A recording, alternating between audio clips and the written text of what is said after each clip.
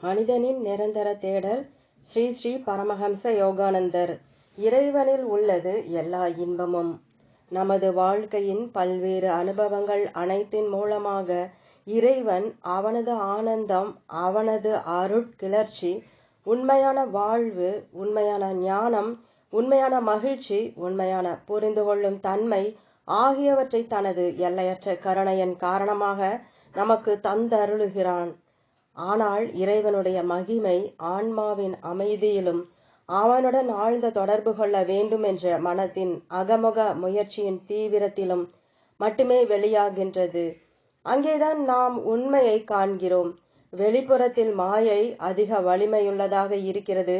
வெளிப்புற சூழலின் பாதிப்புகளிலிருந்து மிக சிலரே விடுபட முடியும். முடிவற்ற சிக்கல்களுடனும் விதவிதமான அனுபவங்களுடனும் உலகம் தொடர்ந்து செல்கின்றது. ஒவ்வொரு வாழ்வும் புதியது. மேலும் ஒவ்வொரு வாழ்வையும் வெவ்வேறு விதமாக வாழ வேண்டியுள்ளது. இருந்தாலும் எல்லா வாழ்விற்கும் அடித்தளமாக இருக்கும் இறைவனின் மௌன குரல் நம்மை மலர்கள் மூலமாகவும் சாஸ்திரங்கள் மூலமாகவும் நமது மனசாட்சி மூலமாகவும் அழகாக இருப்பவை மற்றும் வாழ்க்கையை வாழத்தக்கதாக்கும் அனைத்தின் மூலமாகவும் சதா அழைத்த வண்ணம் உள்ளது. எவ்வளவு அதிகமாக நீங்கள் புறத்தே கவனம் செலுத்துகின்றீர்களோ அவ்வளவு குறைவாக மெய்ப்பொருளின் என்றும் நீடித்திருக்கும் ஆனந்தத்தின் அக மகிமையை அறிவீர்கள்.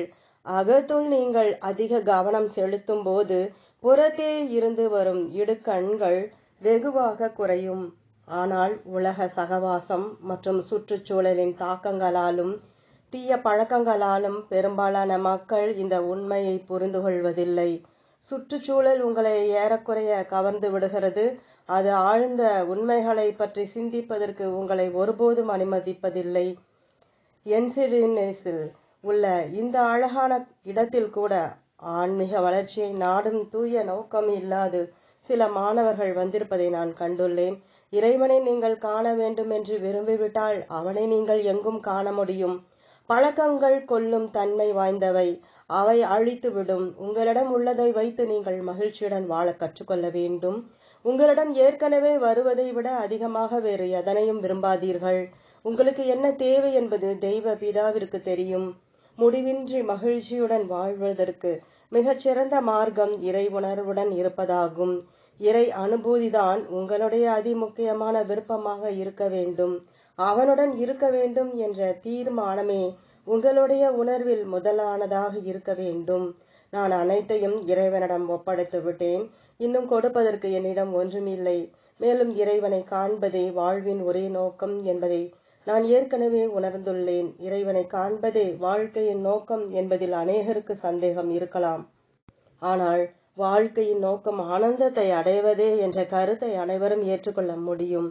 இறைவன் பேரின்பம் என நான் கூறுகிறேன். அவன் பேரருள், அவன் பேரன்பு.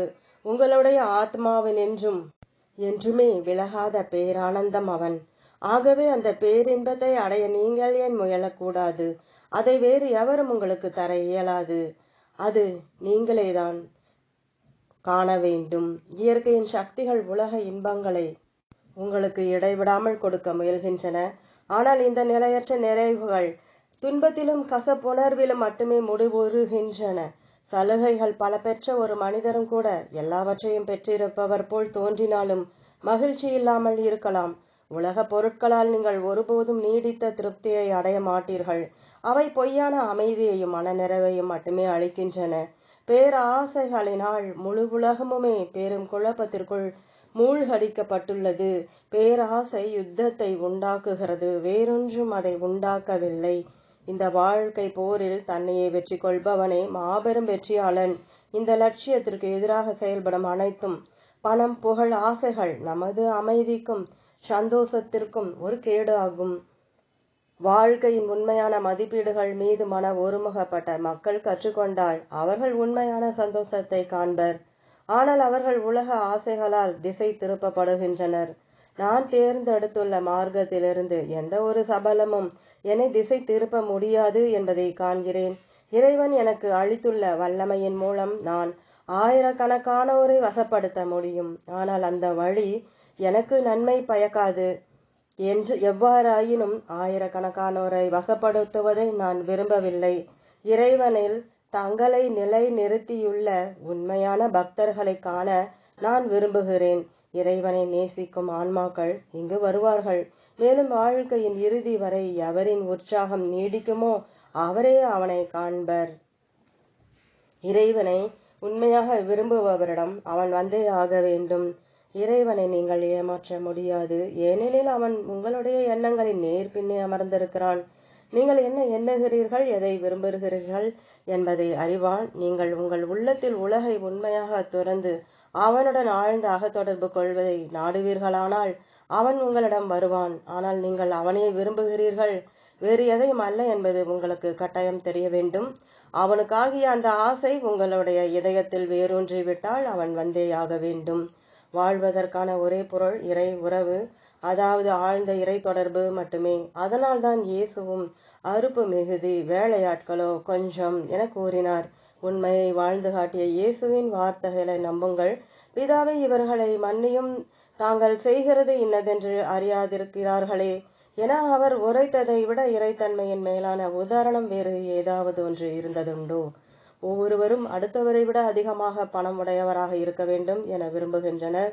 அவ்வாறே தன்னிடம் அது இருந்தாலும் அவர் மனநிறைவு அடைவதில்லை. ஏனென்றால் தன்னை விட அதிகமாக பணம் படைத்த இன்னும் ஒருவர் இருப்பதை அவர் காண்கிறார். தங்களுடைய சொந்த ஆசைகளினால் ஏற்படுத்தப்பட்ட கூச்சலும் குழப்பமுமான அவல நிலையில் மக்கள் வாழ்கின்றனர். உங்களிடம் உள்ளதே போதும் என்ற மனநிறைவுடன் வாழ கற்றுக்கொள்ளுங்கள்.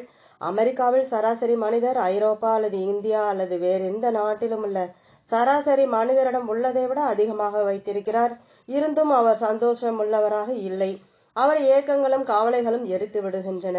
இறைவனின் வழியை எல்லாவற்றையும் விட எளிய வழி. இறைவனிடமும் முதலில் சென்று உங்களுக்கு எது மிகவும் நல்லது என அவனிடம் கேட்பது மிகச் சிறந்ததாகும். அவன் உள்ளான், மேலும் உங்களுக்காக காத்திருக்கிறான் என தெரிந்ததும் முக்கிய மற்றவைகளுக்காக நீங்கள் ஏன் உங்கள் நேரத்தை வீணடிக்க வேண்டும்? இறைவன் உங்களுடன் உரையாடுகிறானா இல்லையா என்பதை நீங்கள் எப்போதாவது உண்மையாக அறிய முயன்று இருக்கிறீர்களா? இறைவன் அனைவரிடமும் பேசிய வண்ணம் இருக்கிறான். உங்களுடைய கவனத்தை ஈர்ப்பதற்கு அவன் மேலும் என்னதான் செய்ய முடியும்? மற்றவர்கள் உரைகளை வெறுமனே கேட்பதாலோ அல்லது புத்தகங்களை படிப்பதாலோ தாம் மெய்ஞானத்தை அடைந்து விடலாம் என்று மக்கள் நினைப்பதை நான் விரும்பவில்லை. அவர்கள் வாசிப்பதையும் கேட்பதையும் பயிற்சி செய்ய வேண்டும். வீட்டில் இருந்து கொண்டு வீண் பேச்சை கேட்பதை விட தேவாலயத்திற்கு செல்வது மேலானது. ஆனால் தேவாலயத்தில் கூட இறைவனை நீங்கள் உள்ளுக்குள் உணர வேண்டும். அத்துடன் அவனுடைய சாநித்தியத்தை உணர்வதற்கான உத்தியையும் நீங்கள் அறிய வேண்டும். உணர்ச்சி வசமாதலும் அறிவு திறமும் மெய்ஞானத்தை அளிக்க மாட்டா. இறைவனிடம் உங்களை பூரணமாக ஒப்படைத்து விடும் பொழுது, சுயநலத்திற்காக பிரார்த்தனை செய்ய நீங்கள் ஒருபோதும் சபலப்படாத பொழுது, இறைவனே உங்கள் உயிர் நாடி உங்களுடைய ஆன்மாவும் மற்ற அனைத்தும் என்பதில் திண்ணமாய் உள்ள பொழுது நீங்கள் சுதந்திரமானவர் ஆகிறீர்கள். சிந்தியுங்கள். இன்னும் சில 10 ஆண்டுகளில் நம்முடைய இந்த இருப்பு கனவாகி விட்டிருக்கும். அத்துடன் நான் இங்கு அமர்ந்து கொண்டிருப்பதும் உரையாடி கொண்டிருப்பதும் அந்த கனவின் ஒரு பகுதியாகிவிட்டிருக்கும். கடந்த கால மகா குருமார்கள் அனைவரும் மனித வர்க்கத்தின் உணர்வில் கனவுகளாகிவிட்டனர். ஆனால் அந்த மகான்கள் வீடு பேர் எய்துவிட்டனர். என்ன நடைபெற்று கொண்டிருக்கிறது என்பதை அவர்கள் எப்பொழுதும் உணர்ந்தவனம் உள்ளனர். இவ்வாழ்வு என்ன ஒரு கனவு. இருந்தாலும் உங்களுடைய தேகத்தை நீங்கள் இப்போது பார்த்து அது எஞ்ஞானம் உயிர் துடிப்புடன் உள்ளது என்பதை காணும் பொழுது இந்த கனவு நிஜம்தான் என நீங்கள் மீண்டும் முழுமையாக உறுதிப்படுத்துகின்றீர்கள். உங்களுக்கு இது அல்லது அது வேண்டும், அப்பொழுதுதான் நீங்கள் மகிழ்ச்சியாக இருக்க முடியும் என்று நீங்கள் நினைக்கிறீர்கள். ஆனால் உங்களுடைய எத்தனையோ ஆசைகள் நிறைவேறினாலும் கூட அவைகள் மூலம் நீங்கள் மகிழ்ச்சியை ஒருபோதும் காண மாட்டீர்கள். உங்களிடம் எவ்வளவு அதிகமாக இருக்கிறதோ அதைவிட அதிகமாக வேண்டும் என விரும்புவீர்கள். எளிமையாக வாழ கற்றுக்கொள்ளுங்கள். கண்ணபிரான் கூறியுள்ளான், எவருடைய ஆசைகள் எப்பொழுதும் உள்முகமாக பாய்கிறதோ அவனுடைய மனம் திருப்தியுடன் நிறைகிறது. அப்படிப்பட்ட மனிதன் நதிகளெல்லாம் ஓயாது வந்து கலந்தாலும் மாற்றமின்றி நிரம்பி இருக்கும் ஒரு கடலை போன்றவன். தன்னுடைய அமைதியாக நீர் தேக்கத்தில் ஆசைகளாகிய ஓட்டைகள் வழியாக நீரை வெளியே தப்ப விடுபவன் ஒரு முனிவன் அல்ல. பகவத்கீதை அத்தியாயம் 11 ஸ்லோகம் 70. சாதாரண உணர்வு நிலையில் ஓய்வின்றி அசையும் அலைகளாகிய எண்ணங்கள் மற்றும் உணர்ச்சிகளை கட்டுப்பாட்டுக்குள் கொணர்ந்து ஆத்ம மௌனத்தை கைக்கொள்பவர் உண்மையான முனிவர். தனிமையில் இறைவனை நாடுங்கள். இறைவனை அறிந்திருப்பவர்களாலும் அவனுடன் ஆழ்ந்த தொடர்பு கொண்டுள்ளவர்களாலும் நீங்கள் வழிநடத்தப்பட வேண்டும். இறைவனை தனிமையில் நாடும்படி இயேசு நமக்கு கற்பித்தார். அக மௌன தனிமையில் பரிசுத்த ஆவி ஓமை பற்றி தெரிந்து கொள்கிறீர்கள். இந்தியாவின் மகா குருமார்களும் இந்த தெய்வீக சக்தியை பற்றி கூறுகின்றனர். பரிசுத்த ஆவி என்பதன் உண்மையான பொருள், படைப்பிலுள்ள சகலமும் இறைவனின் பேரறிவால் வழிநடத்தப்படும் அதிர்வலைகளே. அந்த அறிவு திறம் வாய்ந்த அதிர்வுதான் பரிசுத்த ஆவி. தியானம் மூலம் இந்த பரிசுத்த ஆவியுடன் எப்படி தொடர்பு கொள்வது என்பது ஒவ்வொருவரும் கற்றுக்கொள்ள வேண்டும். உங்கள் ஆன்மாவின் மௌனத்தில் உங்கள் மன ஒருமுகப்படுதலின் சோலை வீட்டில் பரமனுடனான பிரேமை முடிவற்றது. ஆனால் நீங்கள் இறைவனையும் பணபேயையும் ஒன்றாக வைத்திருக்க முடியாது. நீங்கள் உங்களை முழுமையாக இறைவனுக்கு அர்ப்பணிக்க வேண்டும். அவன் நித்திய பேரன்பன். மேலும் அவன் உங்கள் அனைவரின் அன்புக்காகவும் கெஞ்சி நிற்கிறான். முழு இதயத்துடன் இறைவனை நாடுவதற்கு நீங்கள் உங்களுடைய மன உறுதியையும் மன ஒருமுகப்படுதலையும் உபயோகிக்க கற்றுக்கொள்ள வேண்டும். உங்களுடைய செயல்கள் உங்கள் பழக்கங்களால் இயக்கப்படுகின்றன. நீங்கள் செய்ய விரும்பாதவற்றை செய்யும்படி உங்களுடைய பழக்கங்களால் எப்பொழுதும் கட்டாயப்படுத்தப்படுகின்றீர்கள். நீங்களே உங்களுடைய சொந்த பகைவன். அது உங்களுக்கே தெரிவதில்லை. அமைதியாக அமர்ந்திருக்க நீங்கள் கற்றுக்கொள்வதில்லை. இறைவனுக்காக நேரத்தை ஒதுக்க நீங்கள் கற்றுக்கொள்வதில்லை. மேலும் நீங்கள் பொறுமையற்றவர்களாக இருப்பதுடன் சொர்க்கத்தை உடனடியாக பெற வேண்டும் என எதிர்பார்க்கிறீர்கள். அதை புத்தகங்களை படிப்பதாலோ அல்லது சொற்பொழிவுகளை கேட்பதாலோ அல்லது தர்ம செயல்களை செய்வதாலோ நீங்கள் பெற முடியாது. ஆழ்ந்த தியானத்தில் இறைவனுக்கு உங்களுடைய நேரத்தை கொடுப்பதால் மட்டுமே நீங்கள் அவனை பெற முடியும். இறைவனை மட்டும் சார்ந்திருங்கள். முதலில் இறைவனை மகிழ்விப்பதற்காக நீங்கள் முயற்சி எடுக்க வேண்டும். அனைவரையும் மகிழ்விப்பது என்பது முடியாததொன்று. எவரையும் மன நோகடிக்க நான் ஒருபோதும் முயல்வதில்லை. என்னால் முடிந்த அளவு நன்றாக செய்கிறேன். அவ்வளவுதான் என்னால் முடியும். எனது முதல் நோக்கம் இறைவனை மகிழ்விப்பது. எனது கரங்களை அவன் முன்பாக நின்று கைகூப்பி வழிபடுவதற்கும், எனது கால்களை அவனை எங்கும் சென்று நாடுவதற்கும், எனது மனத்தை அவன் எப்பொழுதும் உள்ளான் என சிந்திப்பதற்கும் நான் பயன்படுத்துகிறேன். ஒவ்வொரு எண்ண அரியணையிலும் இறைவன் சாந்தமாகவும், இறைவன் அன்பாகவும், இறைவன் கருணையாகவும், இறைவன் புரிந்து கொள்ளும் தன்மையாகவும், இறைவன் தயையாகவும், இறைவன் ஞானமாகவும் அமர வேண்டும். இந்த ஒரு விஷயத்தை சொல்வதற்காகவே நான் உங்களிடம் வந்துள்ளேன், வேறு எதற்கும் அல்ல. தியான உத்தியை கற்றுக்கொள்ளுங்கள். நல்லோர் சகவாசத்தை வைத்துக் கொள்ளுங்கள். மற்றவரை எதிர்பாராது இறைவனை மட்டுமே சார்ந்து இருங்கள். ஒவ்வொரு நாளும் இப்பணியை பற்றி மற்றவர்களுக்கு கூறுங்கள். ஒவ்வொரு நாளும் சிலருக்கு நன்மை செய்யுங்கள். என்னுடைய சட்டை பையில் பணம் இருக்கும் வரை நான் கொடுப்பதை ஒருபோதும் நிறுத்துவதில்லை. இறைவன் தான் எனது வங்கி. எல்லாவற்றிற்கும் இறுதியாக மகான்கள் இறைவனை எம்முறையில் அறிந்திருக்கின்றார்களோ அம்முறையிலே நீங்களும் அறிய வேண்டும். இந்த உத்தியை நீங்கள் பின்பற்றினால் உங்கள் சொந்த முயற்சியின் மூலமாக அவனை அறிவீர்கள்.